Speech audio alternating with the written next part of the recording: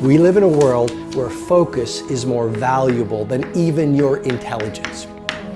How many hours a day you waste, or how many hours a week you waste. And the classic answer is something like 4 to 6 hours a day. You know, inefficient studying, watching things on YouTube that not only do you not want to watch, that you don't even care about, that make you feel horrible about watching after you're done. That's probably 4 hours right there. You know, you think, well, that's 25 hours a week, it's 100 hours a month, that's 2.5 full work weeks, it's half a year of work weeks per year.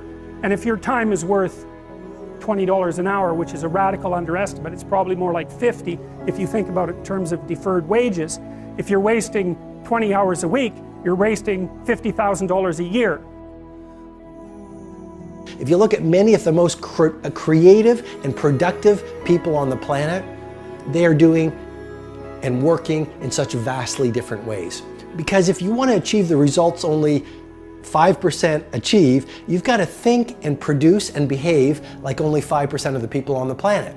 And the best people on the planet in terms of creativity and productivity are not spending their finest hours addicted to distraction. They are doing work that matters. They're not doing fake work, they're doing real work.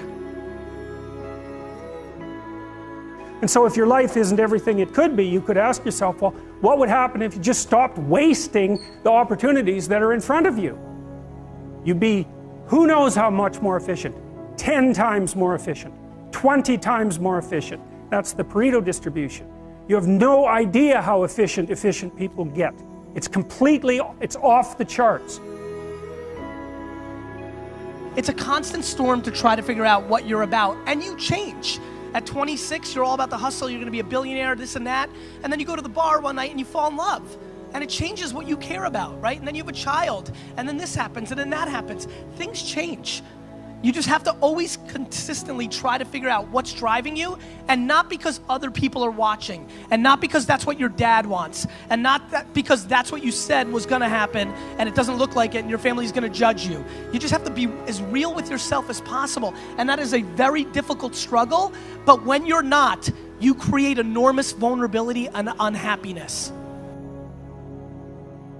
A lot of us get to work and we spend our best hours on our least important activities. We get to work and we start checking our social feed. We get to work and we check our text. We get to work and we chit-chat at the water cooler about the latest TV show that we watched last night. And research has shown that the morning hours are when you have the most focus, when you have the most energy, and when you have the most willpower. And so you want to use that first 90 minutes, you know, that is game time, that's show time. It's more like you should understand how much potential there is within you to set that straight. And then you should do everything you can to manifest that in the world, and it will set it straight. And that's better than self-esteem. It's like you're in a crooked, horrible position. Okay, fine, there's a lot of suffering and pain associated with that. Yeah, you can't just feel good about that because it's not good. But you can do something about it. You can genuinely do something about it. Listen, you have to understand, just because you're a human being doesn't mean you're entitled to be a successful entrepreneur. They do what everybody else does in every genre. You want to be an NFL player and an NBA player, you try, you're not good enough, you do something else. You want to be a famous actor, you go to LA, you wait tables, you try to be on a show, it doesn't happen, you do something else. I don't know what they do, like something else. Your environment is so important. What I'm suggesting to you as the second piece of technology to really 100 times your productivity is this.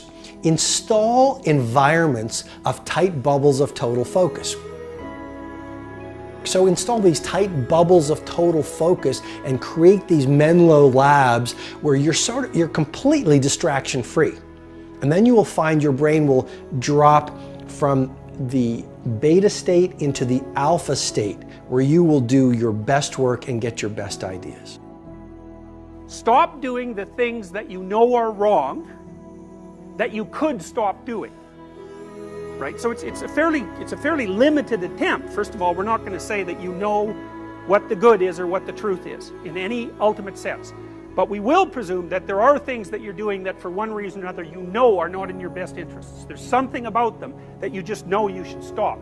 They're kind of self-evident to you. I am encouraging you to really adopt this thinking protocol of becoming a minimalist. Even your home, fill it with just a few things. And especially your days, focus on just those few priorities that when you roll up your sleeves and go deep in them and invest what I call the trinity of your assets, your focus, your energy, and your willpower on those few things, they will allow you to birth art into the world, which will allow the world to call you world class.